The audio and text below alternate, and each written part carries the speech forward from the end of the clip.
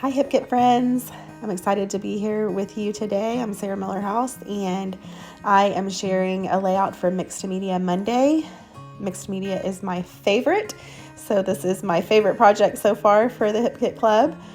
And I am going to use a couple of cut files and I'm just getting them ready here to start. So I'm using all three colors from just this color from the color kit from the September 2022 kits, and it is called Bahama Mama Inklings from Shimmer's Paints, and it's that beautiful shimmery pink color. So I am painting, I just cut a butterfly on regular white cardstock, and I'm using the cut file. It's actually called Butterflies, and it's from February of this year. So February 2022 on the exclusive cut files. So there are several butterflies on that cut file, like when you download it. So I just used one of them that had a lot of detailing and blew it up large. So it is, I think, 6 inches wide. So that was what I did there. And then I'm using another cut file on the background. So you see those flowers. It is a beautiful, it's, I think intended to be on a background, but I'm actually using it as a stencil. So that is the May flower lace cut file from May of this year, May 2022.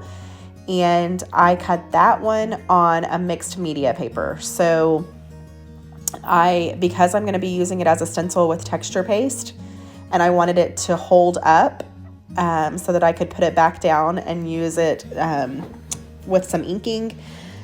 And you'll see what I mean here in a second.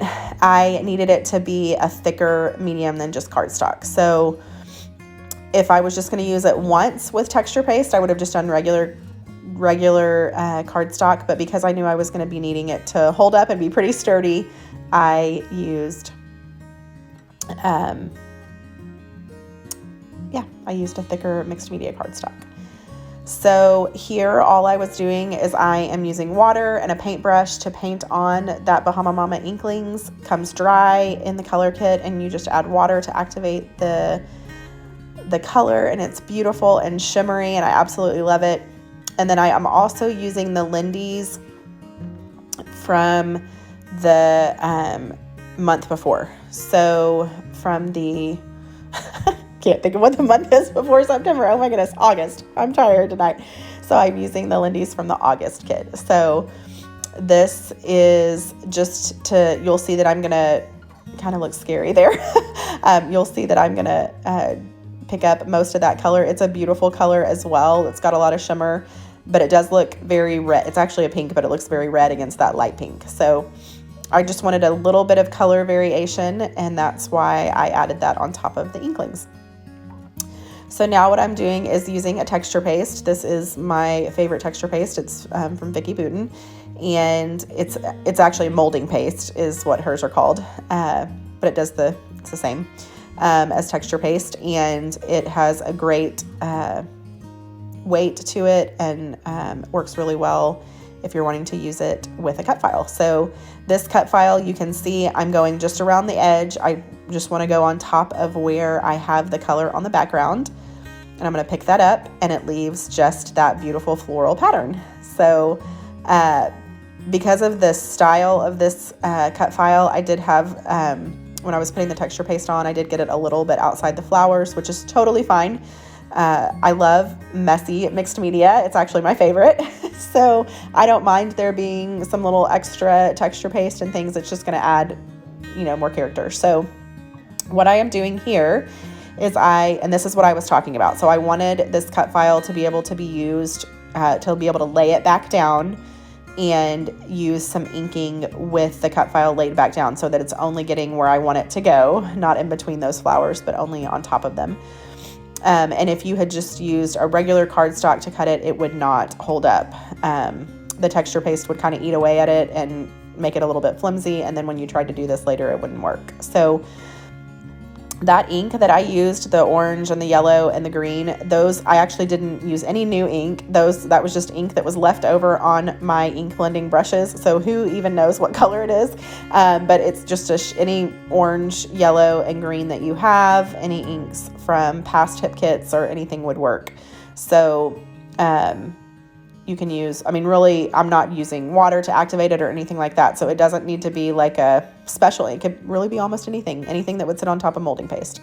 So that, and that is the reason I didn't add any more ink to my ink blending brushes, is because I wanted it to be subtle. So it looks pretty bright here under the video camera, but when you see the final layout, it is definitely more subtle, and it just adds a little bit of touch of floral back behind on the background. And I love that it makes it a little bit messy, and it gives me a place for the photos to go. So I just kind of did it as a wreath. I only did the outside border of that cut file and used it just to kind of make like a round place for all of the rest of my things to go. So this beautiful patterned paper is also from the September hip kits. It's from the main kit. The pattern papers in the September main kit are beautiful and colorful, and really I love every single one of them and could use every single one of them on a separate layout. So I love them. I love everything about them. I love that it's like almost like an ombre, or like an ombre rainbow, I guess you could say, that patterned paper. It's beautiful. There were some, you could see when I cut it, there were some lighter stripes of color, squares of color there. I cut those off. I just wanted the vivid, of course, because I love vivid colors. So I just kind of cut a block of color. It doesn't have to be a certain size, but I wanted it to fit inside of where I had the mixed media on the background. I am one of those people that when I put mixed media on the background, I don't ever want to cover it up. I really just like the mixed media by itself.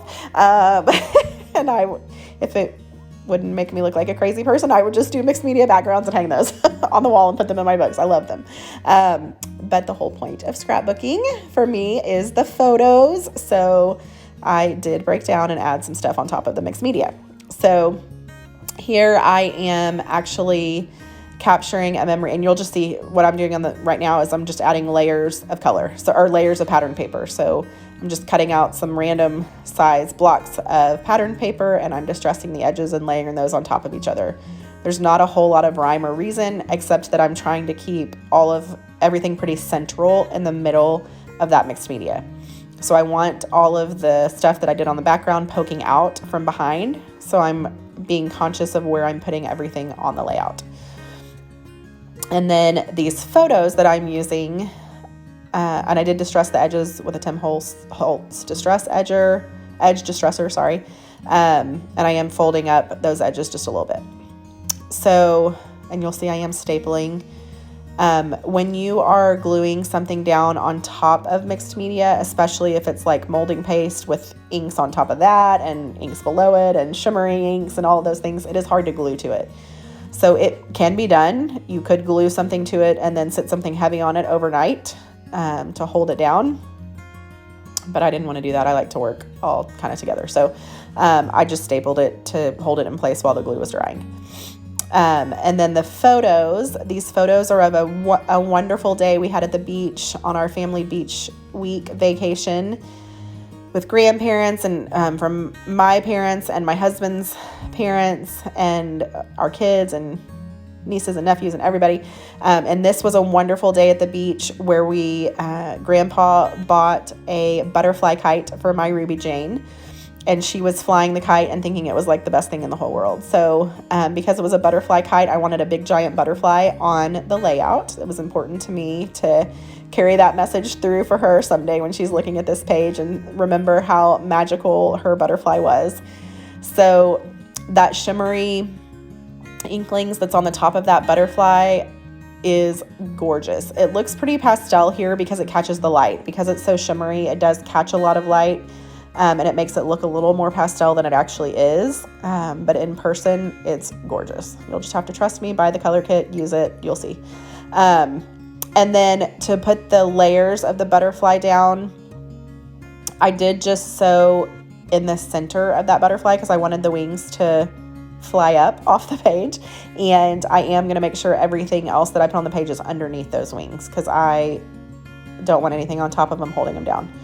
And then you can kind of just see I used some basic watercolors, metallic watercolors that I had on hand to paint the second layer of that butterfly.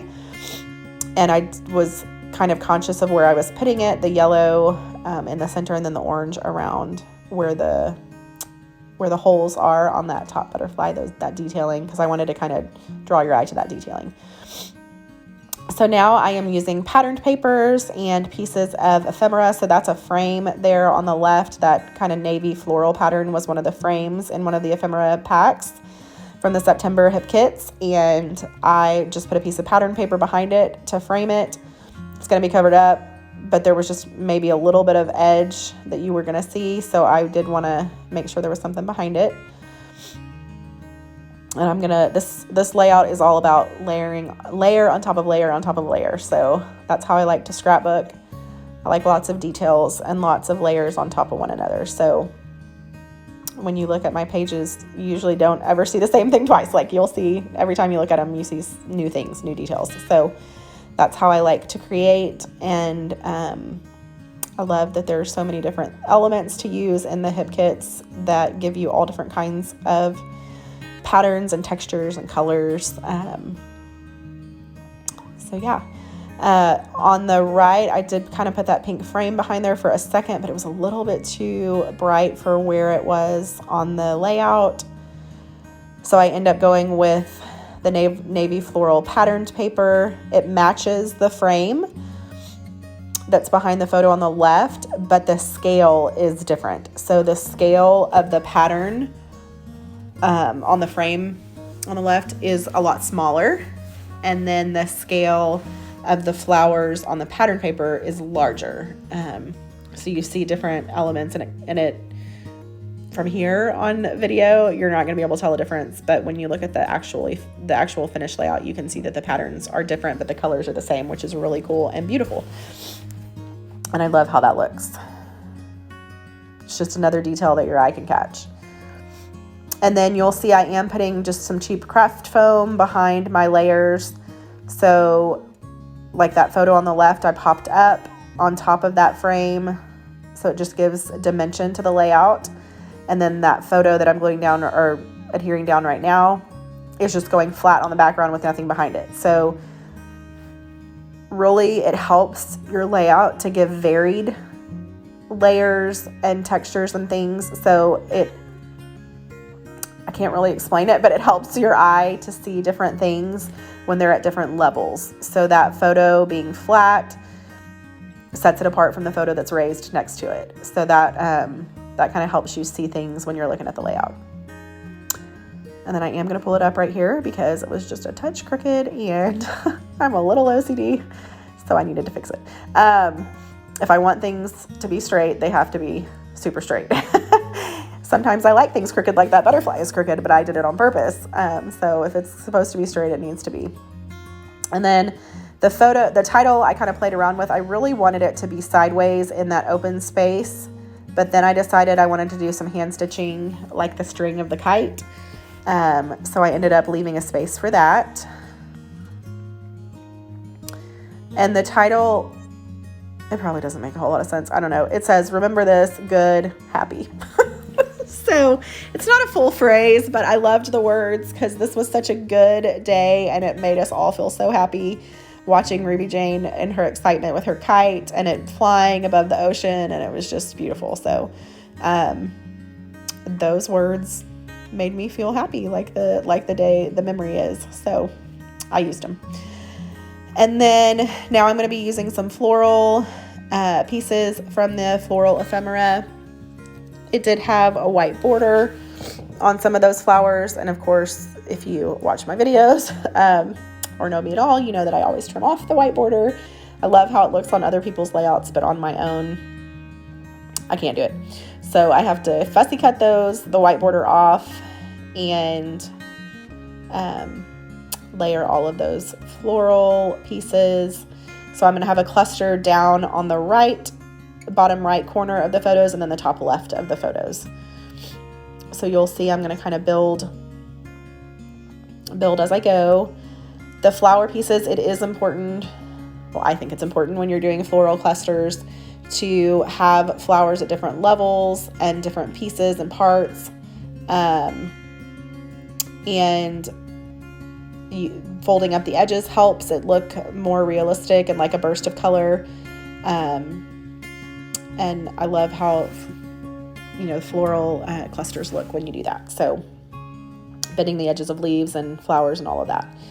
And then that little camera that I put there, I originally tried it out without the pink behind it, but it needed a pink layer behind the camera to kind of help it set apart from the yellow background behind it. And then here I'm building the top cluster on the top left and adding some flowers again, bending up all of those petals.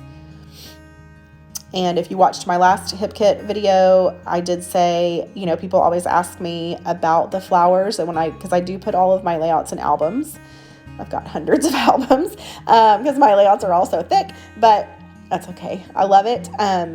And people always ask, do your flowers keep their shape, like when you bend them up, or the leaves and those kinds of things? And they really do, because I have layers of foam behind the photos and layers of foam behind different pieces and parts.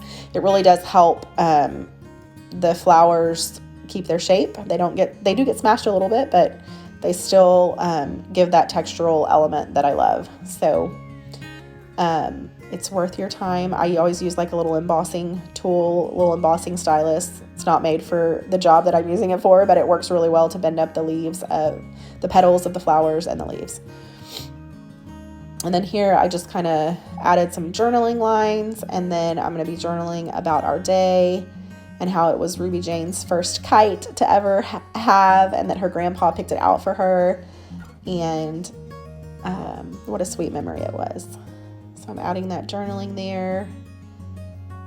And I always like to encourage people to use your handwriting on your layouts. Your kids will recognize your handwriting someday when you're gone, and they will love seeing it and knowing that mom wrote it. So use it even if you don't like your handwriting. And then here I just freehanded a little swirly line, and then I'm poking holes using that embossing stylus to make those holes pretty pronounced. And I'm going to add some hand stitching to mimic the string of the kite right there above that camera, in between the butterfly and the camera. I love how hand stitching adds texture to layouts more than machine stitching. I do have a sewing machine. I don't ever use it on layouts because I love how hand stitching looks. I know it would be faster to use machine stitching, but I just love how hand stitching looks. So that it's imperfect and adds all of that great texture. And now I'm going back and adding some puffy sticker hearts. Anytime I'm adding stickers to a layout, I do always add wet adhesive behind it. I have found that over time, now some of these stickers, like the title sticker good, that thing has like industrial strength adhesive on it. But usually like puffy stickers, epoxy stickers, those kinds of things, the adhesive over time, they usually fall off of pages. So I like to use wet adhesive to make sure they stick forever. So I'm going and adding little hearts to all of my clusters. And then I thought I was done, and then I felt like I needed a couple little phrases on that middle photo just to help draw your eye to it. So I added, I think it says love this day, and then another little phrase, chipboard piece below it that says I love you. And that is my layout. So I hope you enjoyed watching the process. There's going to be some still photos here and some close-ups.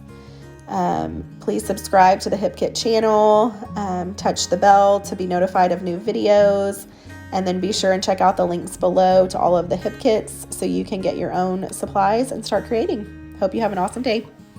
Thanks, guys. Bye.